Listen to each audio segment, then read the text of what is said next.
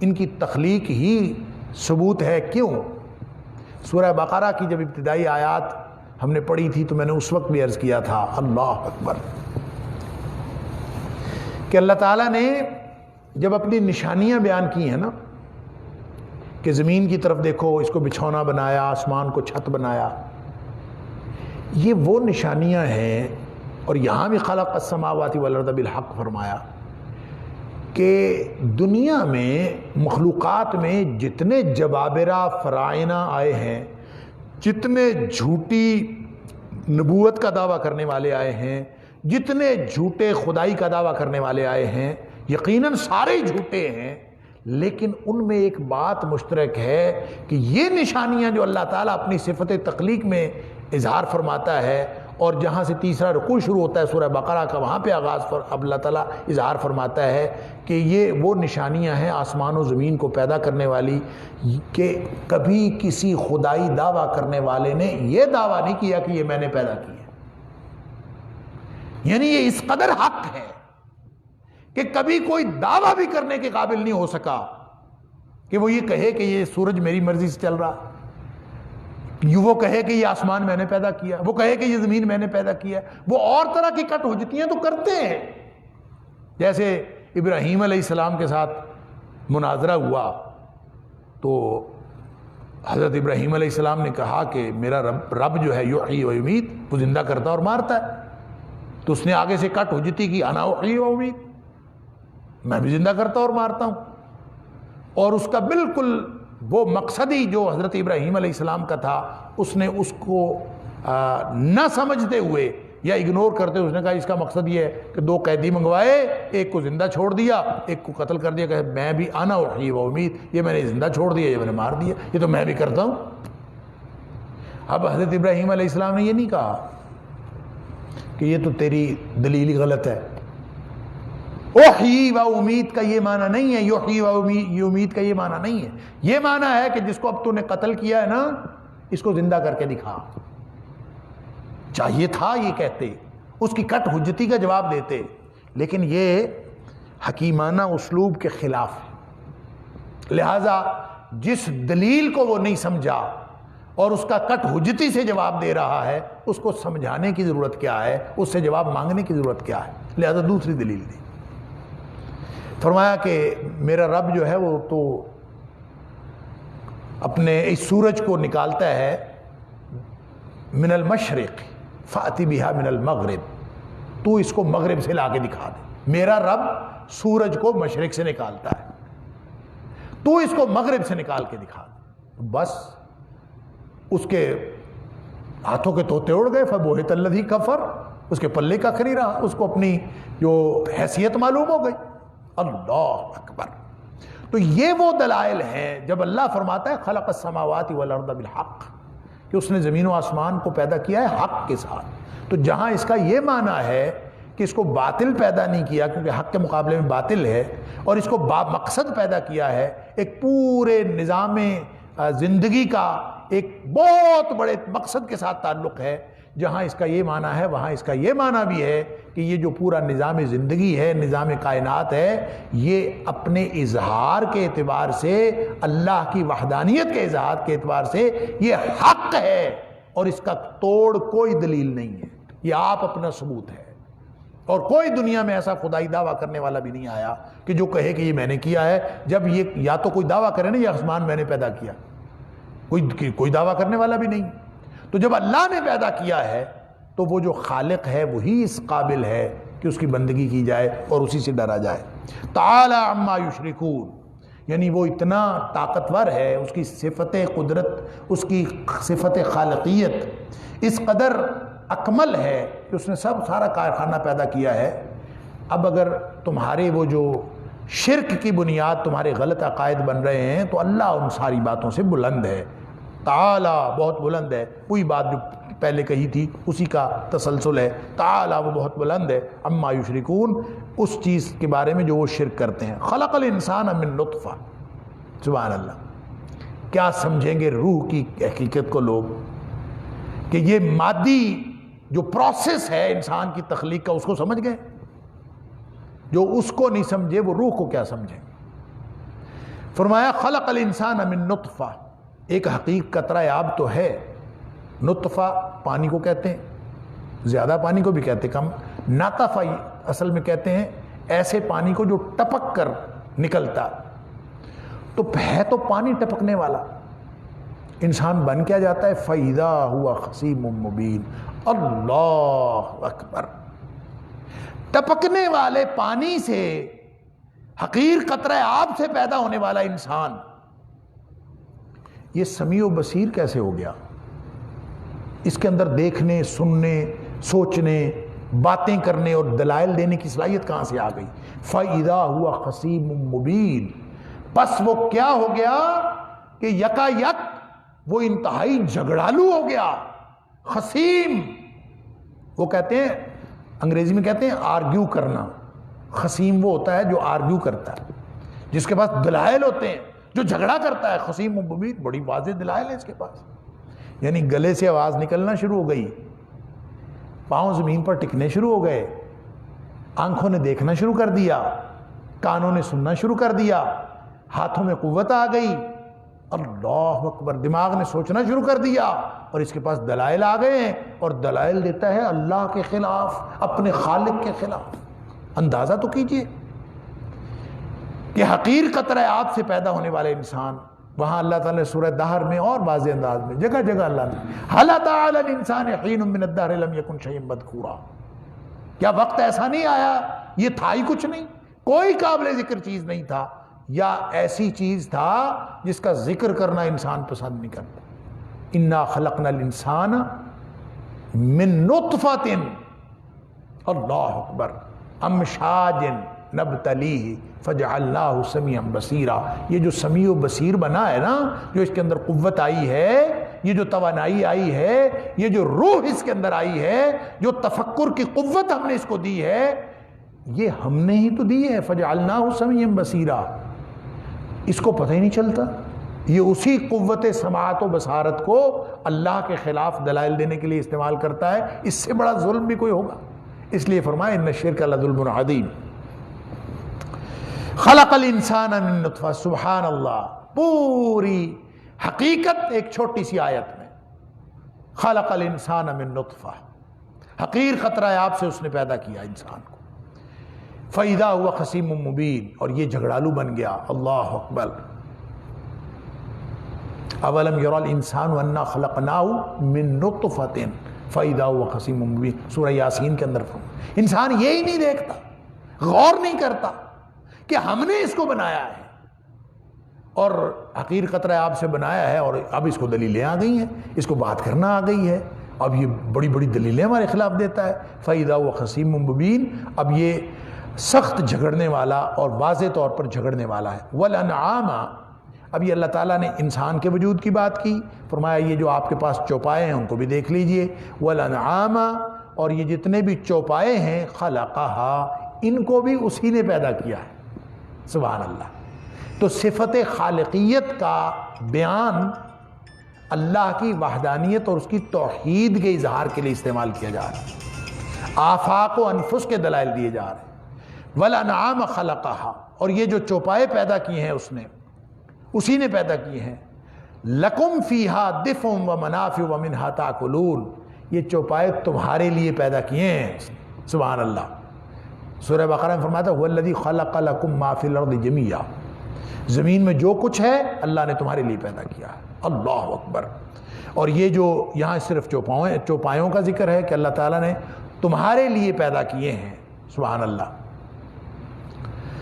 اور سورہ یاسین کے اندر بھی اللہ تعالیٰ نے فرمایا کہ پیدا ہم نے کیے اپنے ہاتھوں سے، بِأَيْدِينَا أَنْعَامًا فَهُمْ لَهَا مَالِكُونَ، پیدا ہم نے کیے، بنائے ہم نے، ان کو ہم نے مالک بنا دیا، ان کے فائدے کے لیے بنائے۔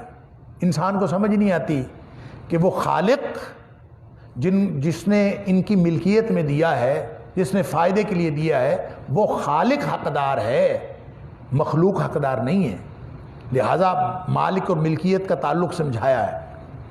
تو یہاں فرمایا وَالْأَنْعَامَ خَلَقَهَا، چوپایوں کو بھی اسی نے پیدا کیا، لَكُمْ فِيهَا، یہ تمہارے لیے ہیں، اس میں ان چوپایوں میں دفعن ایک فائدہ تو یہ ہے کہ یہ گرمی کا سامان مہیا کرتے ہیں، یعنی اون وغیرہ ملتی ہے، پھر لیدر جیکٹیں بنتی ہیں، یعنی صرف اون سے نہیں بلکہ ان کے چمڑے سے، اور انسان جو ہے وہ مختلف قسم کے سردی سے بچاؤ کا سامان کرتا ہے۔ دفون کا معنی ہوتا ہے الدفاع، بھی وہ چیز جو گرمی سے بچائے، تو گرمی سے بچاؤ کا سامان۔ ومنافع، اور بہت سارے فائدے ہیں، یعنی صرف لیدر جیکٹیں نہیں بنتی، صرف اون سے ہی فائدہ نہیں ملتا، ومنافع، اور بہت سارے فائدے ہیں، ومنھا تاکلون، کچھ کو تو تم ویسے ہی کھا جاتے ہو۔ اللہ اکبر، یعنی گوشت بھی ہمیں چوپایوں سے ملتا ہے۔ پھر ومنھا رکوبہم ومنھا یاکلون، وہاں سورہ یاسین کے اندر اللہ تعالیٰ نے فرمایا کہ ان میں سے بعض پر تم سواریاں کرتے ہو، بعض کا گوشت کھا جاتے ہو۔ یہ سارے فائدے ہیں اللہ تعالیٰ نے مختلف فائدوں کے لیے بنائے، ان کو دیکھو۔ وَلَكُمْ فِيهَا جَمَالٌ حِينَ تُرِيحُونَ وَحِينَ تَسْرَحُونَ، سبحان اللہ۔ اور اس میں خوبصورتی بھی بہت ہے، جانوروں کی خوبصورتی، اور دو مناظر خاص طور پہ، وَلَكُمْ فِيهَا جَمَالٌ، ان چوپایوں کے اندر تمہارے لیے بڑی خوبصورتی اور زینت کا سامان ہے، خاص طور پر حِينَ تُرِيحُونَ، جب تم شام کو ان کو چرا کر واپس لاتے ہو، وَحِينَ تَسْرَحُونَ، اور جب تم ان کو صبح چرانے کے لیے لے جاتے ہو۔ دو مواقع عام طور پہ یہ دو مناظر ہیں جو لوگوں کو دیکھنے کو ملتے ہیں، وگرنہ جانور جو ہیں وہ رات کو بھی باڑے میں ہوتے ہیں اور دن کو جو ہے وہ جنگل میں ہوتے ہیں۔ یہ دو مواقع ہیں، جب وہ جا رہے ہوتے ہیں اور جب وہ آ رہے ہوتے ہیں، تو ان کا فرمایا اس کے اندر زینت کا سامان ہے۔ جس کے پاس مویشی ہوتے ہیں، جو مویشیوں کا مالک ہوتا ہے، اس سے پوچھیں، اور جن لوگوں نے دیہات میں یہ منظر دیکھا ہے ان سے پوچھیں کہ یہ کیا خوشگوار منظر ہوتا ہے، اور جو مالکان ہیں مویشیوں کے اور چوپایوں کے، ان کے لیے اس منظر کی کیا اہمیت ہے۔ فرمایا کہ ان کو تم دیکھتے ہو، صبح جاتے ہیں شام کو آتے ہیں۔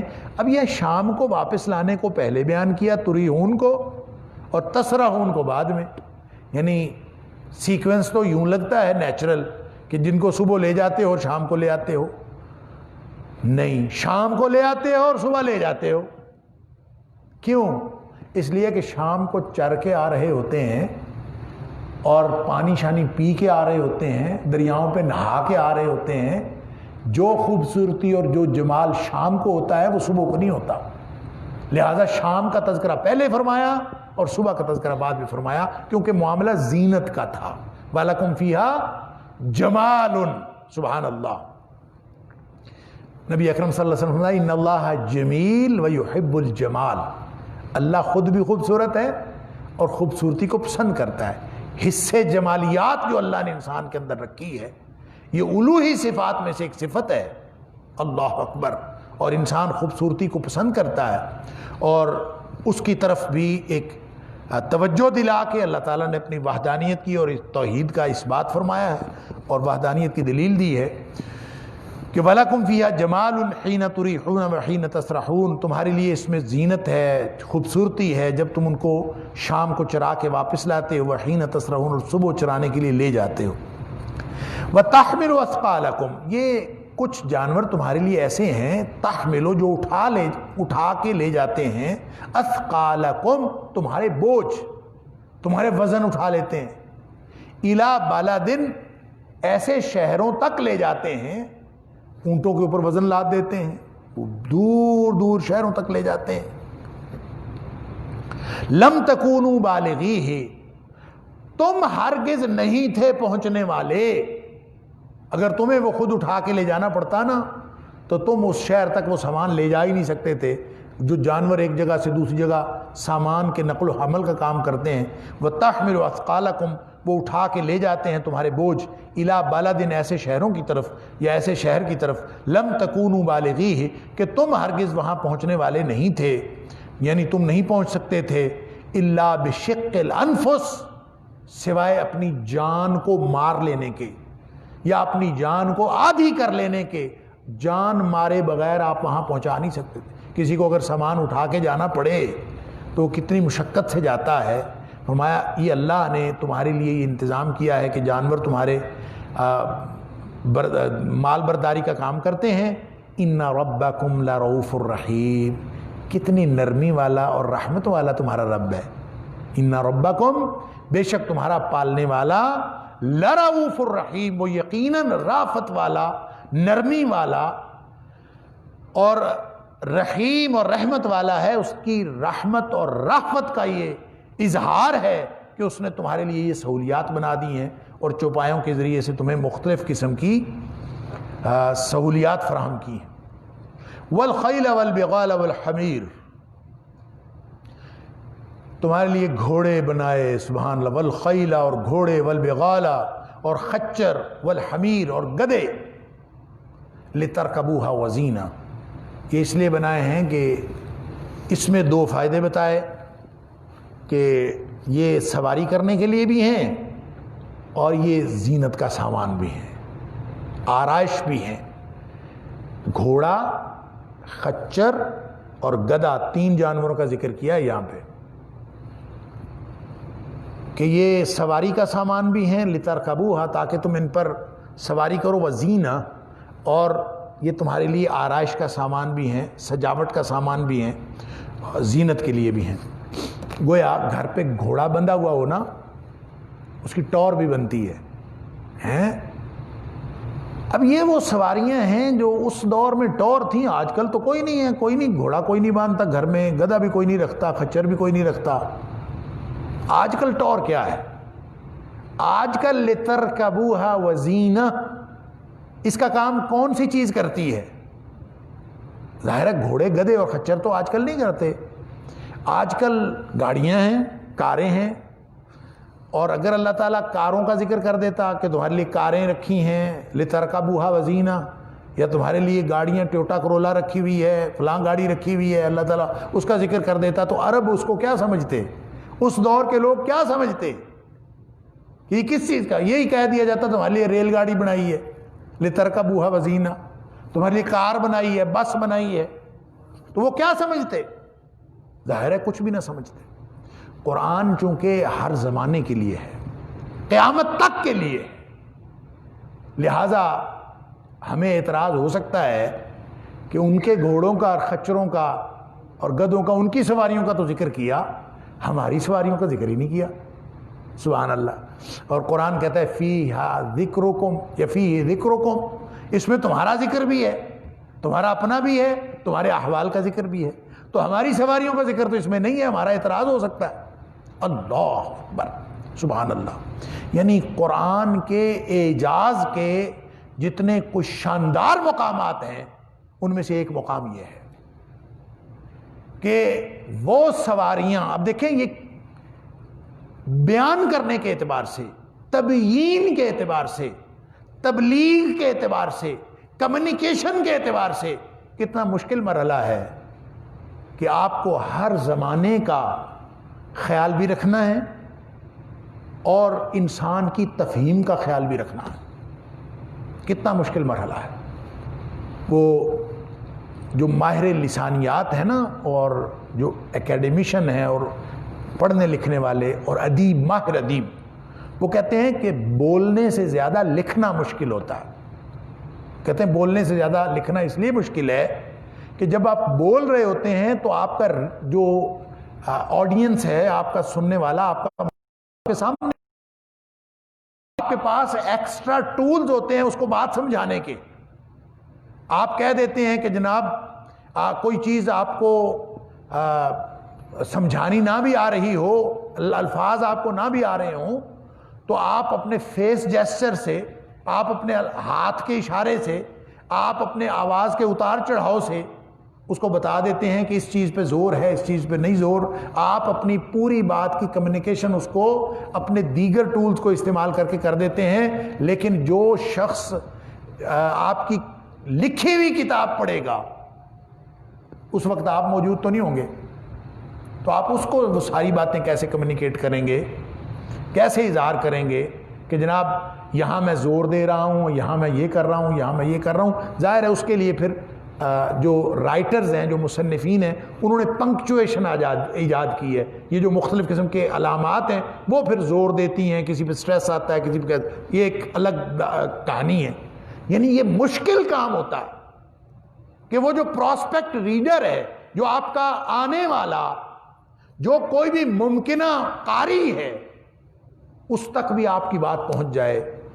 اب یہ سواریوں کے اعتبار سے یہ مقام ہی لے لیجئے قرآن حکیم کا، تو یہ قرآنی جو اعجاز ہے، جو اعجاز القرآن ہے، اس کے اظہار کے جتنے شاندار مقامات ہیں، اس میں سے ایک مقام یہ ہے کہ سواریوں کا ذکر بھی کرنا ہے، سواریوں کا ذکر بھی کرنا ہے، اور حالات و زمانہ کی رعایت بھی کرنی ہے، اور اس وقت کے جو اولین مخاطبین ہیں ان کے ذہن اور ادراک کی سطح کو ملحوظ بھی رکھنا ہے۔ سبحان اللہ۔ لہذا فرمایا والخیل والبغال والحمیر لترکبوها وزینہ، یہ تینوں جانور وہ ہیں، یہ تینوں وہ ہیں جن کو وہ اس وقت پہچانتے تھے کہ یہ ہمارے لیے زینت کا سامان بھی ہیں اور سواری کا سامان بھی ہیں، لیکن جو ریل گاڑی اور کاروں اور بسوں اور ہوائی جہازوں کے دور میں آنے والے ہیں، ان کے لیے فرمایا وَيَخْلُقُ مَا لَا تَعْلَمُونَ، اور وہ ایسا کچھ پیدا کرے گا جو تم نہیں جانتے۔ ریل گاڑیاں بھی آنی ہیں، کاریں ابھی پیدا ہونی ہیں، ہوائی جہاز ابھی پیدا ہونے ہیں، اور ابھی بھی یہ قرآن ہم سے بھی مخاطبت کر رہا ہے کہ وَيَخْلُقُ مَا لَا تَعْلَمُونَ، رہتی دنیا تک وہ جو پیدا کرے گا وہ تم بھی نہیں جانتے۔ وَيَخْلُقُ مَا لَا تَعْلَمُونَ، یعنی پوری ایک یعنی قیامت تک کے لیے جو پورا زمانہ بھی کور ہو گیا، اور ہماری ذہنی سطح بھی ملحوظ ہر مخاطب کی، وہ اس دور کے مخاطبین ہوں یا آج کے دور کے مخاطبین ہوں۔ وَيَخْلُقُ مَا لَا تَعْلَمُونَ، اور وہ پیدا کرے گا، سبحان اللہ، ما لا تعلمون، جو تم نہیں جانتے۔ یہ اس دور کے لوگوں کو بھی خطاب ہے، آج کے دور کے لوگوں کو بھی خطاب ہے، کل کے لوگوں کو بھی خطاب ہے۔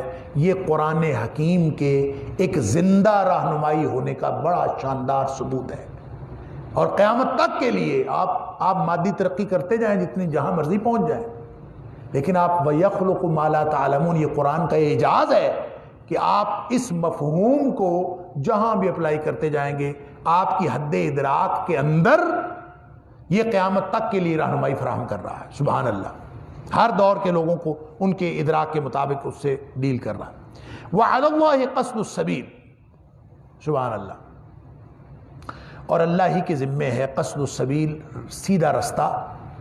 اب سیدھا رستہ اللہ کے ذمے ہے، کیا مطلب؟ اللہ نے دکھانا ہے، اس رستے کا دکھانا، اس کا اظہار کرنا، اس کا واضح کرنا، لوگوں کو بتانا، یہ اللہ کے ذمے ہے۔ وَعَلَى اللَّهِ، اللہ ہی کے ذمے ہے قصد السبیل، سیدھا رستہ، وَمِنْهَا جَائِرٌ، اور بہت سارے رستے تو ٹیڑھے ہیں، ٹیڑھے رستے بھی اسی دنیا میں ہیں، سیدھا رستہ بھی اسی دنیا میں ہے۔ یہ ساری باتیں، یہ ساری آفاق و انفس کی دلیلیں، یہ اللہ اس لیے دے رہا ہے کہ سیدھا رستہ دکھانا اللہ کے ذمے ہے، اس کی تبیین کرنا، اس کو واضح کرنا اللہ کے ذمے ہے۔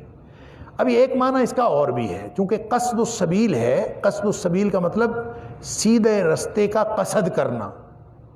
اب یہ سیدھا رستہ پیدا کرنا بھی ہو سکتا ہے، سیدھے رستے کی تخلیق بھی، سیدھے رستے کا وجود بھی، سیدھے رستے کا دکھانا بھی، اس کا بیان کرنا بھی۔ لہذا مختلف مترجمین اور مفسرین نے اس پہ مختلف معنی کیے ہیں، لیکن مفہوم سب کا یہ ہے کہ سیدھا رستہ، اس کو ظاہر و باہر کرنا، واضح کرنا، انسانوں کو پہنچانا، وہ اللہ کے ذمہ ہے۔ لیکن ایک اس کا دوسرا معنی ہے جو اپنے اندر پہلے معنوں سے زیادہ چاشنی رکھتا ہے۔ سبحان اللہ، وہ معنی پتہ کیا ہے؟ وہ یہ ہے کہ وَعَلَى اللَّهِ قَصْدُ السَّبِيلِ، سیدھا رستہ جو بھی ہوگا وہ اللہ ہی کی طرف جائے گا۔ وَعَلَى اللَّهِ، اللہ ہی پر ہے قصد السبیل، یعنی سیدھے رستے سے اللہ ملتا ہے۔ وَمِنْهَا جَائِرٌ، ٹیڑھے رستوں سے کبھی اللہ نہیں ملتا۔ کبھی کوئی شخص کسی ٹیڑھی راہ سے وہ کہے کہ میں مقصد حاصل کر لوں گا، یہ کبھی نہیں ہوتا۔ ٹیڑھے رستے سیدھے رستے کی طرح آپ کو کبھی منزل پہ نہیں پہنچا سکتے۔ وَعَلَى اللَّهِ قَصْدُ السَّبِيلِ، اللہ ہی پر جاتا ہے، اللہ ہی کے پاس پہنچاتا ہے قصد السبیل سیدھا رستہ، گویا سیدھا رستہ ہی اللہ کے پاس پہنچاتا ہے۔ اور سیدھا رستہ کس کے پاس ہے؟ اہدنا الصراط المستقیم، اللہ ہمیں سیدھے رستے پر لے جا، سبحان اللہ۔ تو سیدھا رستہ جو ہوگا وہی اللہ کی طرف لے کے جائے، ٹیڑھا رستہ کیسے لے کے جا سکتا؟ ہم بڑے آرام سے دلیل دے دیتے ہیں، بھئی ٹھیک، ان کی بات بھی ٹھیک ہے، ہماری بات بھی ٹھیک ہے۔ اور فرق اتنا ہے کہ جیسے ادھر سے سیدھا کان پکڑ لیا، ادھر سے اوپر سے پکڑ لیا ہے، اصل ٹارگٹ تو وہی ہے۔ بلکہ بعض لوگ اپنے مکتب فکر کا اس طرح سے اظہار کر رہے ہوتے ہیں، اور میں بڑا حیران ہوتا ہوں کہ لوگ پتہ نہیں کیا کہہ رہے ہیں۔ قرآنی مفہوم، قرآنی وزڈم، قرآنی ہدایت، اس کو ملحوظ نہیں رکھنا اور اپنی فکر دین بنا کے پیش کرنی ہے۔ اور لوگ یہ کہہ رہے ہوتے ہیں کہ جیسے پرائمری پاس کرنی کسی شخص نے، تو پرائمری سکول سادہ سکول بھی بنے ہوئے ہیں، دیہات کے سکول جہاں ٹاٹ اور بوری بھی نہیں ہوتی، گھر سے لے کے جانی پڑتی تھی، پتہ نہیں آج کل ہوتے ہیں کہ نہیں ہوتے ہیں، ہمارے دور میں تو ہوتے تھے، ہم گھر میں گھر سے بوری لے کے جاتے تھے جس پہ بیٹھنا ہوتا تھا۔ ٹاٹ صرف جس سکول میں میں پڑھا ہوں اس میں ٹاٹ صرف 5ویں کلاس کو ملتے تھے، پہلی 4 کلاسیں اپنی بوریاں گھر سے لے کے آتے تھے باہر۔ اب ایک وہ سکول ہے ہر طرح کی سہولیات سے محروم، سادہ سے سکول، سیدھا سیدھا۔ تو ایک حضرت جو ہیں وہ بیان کر رہے میڈیا کے اوپر، وہ کہتے ہیں ایک ہی بات ہے، فرق صرف اتنا ہے کہ جو بچہ اس سیدھے سکول میں نہ پڑھتا ہو، اس سادہ سکول میں نہ پڑھتا ہو، اس کو اٹریکٹ کرنے کے لیے ایسے سکول میں داخل کرا دیا جائے جہاں مٹھائیاں دے کر، کھلونے دے کر، اور اس کو مختلف قسم کے یعنی بہلانے والے سامان دے کر اس کو پڑھا دیا جائے۔ تو جیسے اس کو بہلانے والے مختلف ٹولز دے دیے جاتے ہیں، مقصد اس کا بھی پرائمری پاس کرانا ہوتا ہے، مقصد اس کا بھی پرائمری پاس کرانا ہے، وہ سادہ ہے، اس کے اندر کوئی چاشنی نہیں ہے، وہ ذرا چاشنی والا ہے، اٹریکشن والا ہے، اس کے ذریعے سے مقصد تو اس کا بھی پرائمری پاس کرنا ہے، مقصد اس کا بھی پرائمری پاس کرنا ہے۔ اب یہ دو راستے ایک منزل پہ جا کیسے سکتے ہیں؟ اللہ فرماتا ہے وَعَلَى اللَّهِ قَصْدُ السَّبِيلِ وَمِنْهَا جَائِرٌ، سیدھا رستہ تو بھائی ایک ہے، باقی سارے رستے ٹیڑھے ہیں۔ اور سیدھا رستہ کون سا ہے؟ وہ سیدھا رستہ وہی ہے جو اللہ کے قرآن کا رستہ ہے، صاحب قرآن کا رستہ ہے، اور ان کا رستہ ہے جس کو قرآن نے اور صاحب قرآن نے رستہ سجھایا۔ وہ کون ہے؟ وہ صحابہ کرام۔ نبی اکرم صلی اللہ علیہ وآلہ وسلم یہی تو فرما گئے، آپ فرمایا سارے جہنمی ہیں، سارے جہنمی الا واحدہ، سوائے ایک کے سارے جہنمی۔ اللہ کے رسول صلی اللہ علیہ وسلم وہ جو جنتی ہیں وہ کون؟ نشانی کیا؟ فرمایا ما انا علیہ واصحابی، تم نے یہ دیکھنا ہے کہ میرے طریقے پر اور میرے صحابہ کرام کے طریقے پر کون ہے۔ اگر کوئی گروہ، اگر کوئی فرد فکری طور پر اور نبی اکرم صلی اللہ علیہ وسلم اور صحابہ کرام والے رستے پر رہتا ہے تو یہ ہے وہ سیدھا رستہ۔ وَعَلَى اللَّهِ قَصْدُ السَّبِيلِ، اللہ کے ذمے تھا کہ اللہ اپنا رستہ، اسی لیے تو نبی کریم صلی اللہ علیہ وسلم کو بھیجا، اسی لیے تو رسالت آئی ہے۔ اور آگے ہم پڑھیں گے اسی میں سورہ نحل کے اندر بھی وَأَنزَلْنَا إِلَيْكَ الذِّكْرَ لِتُبَيِّنَ لِلنَّاسِ مَا نُزِّلَ إِلَيْهِمْ، اے حبیب صلی اللہ علیہ وسلم یہ ذکر ہم نے آپ کی طرف نازل کیا ہے تاکہ آپ لوگوں کو بتا دیں کہ اللہ نے ان کی طرف کیا نازل کیا ہے۔ گویا جو نبی کریم صلی اللہ علیہ وسلم بتائیں گے وہی قرآن کا مقصد ہوگا، قرآن کا مدعا وہ ہے، قرآن کا مقصد وہ ہے، قرآن کی بتائی ہوئی شریعت وہ ہے جو نبی کریم صلی اللہ علیہ وسلم بتائیں۔ تو نبی اکرم صلی اللہ علیہ وسلم نے وہ شریعت کس کو بتائی؟ صحابہ کرام کو بتائی، ان کے ذمہ لگائی کہ فَلْيُبَلِّغِ الشَّاهِدُ الْغَائِبَ، کہ ایسے کرو کہ جو جو موجود ہیں یہ ان تک پہنچا دیں جو لوگ موجود نہیں ہیں۔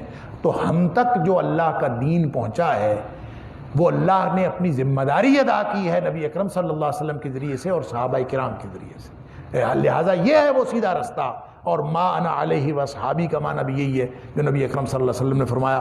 تو فرمایا کہ وعلی اللہ قصد السبیل ومنہا جائر، ٹیڑھے راستے پر جو جانا چاہتا ہے وہ ادھر چلا جائے، سیدھا راستہ اللہ نے بتا دیا ہے۔ وَلَوْ شَاءَ لَهَدَاكُمْ أَجْمَعِينَ، اگر اللہ چاہتا تو تم سب کو سیدھے راستے کی ہدایت دے دیتا، سیدھے راستے پر لے جاتا، لیکن اگر وہ پکڑ کے سیدھے راستے پر لے جاتا تو پھر امتحان تو نہ ہوتا نا۔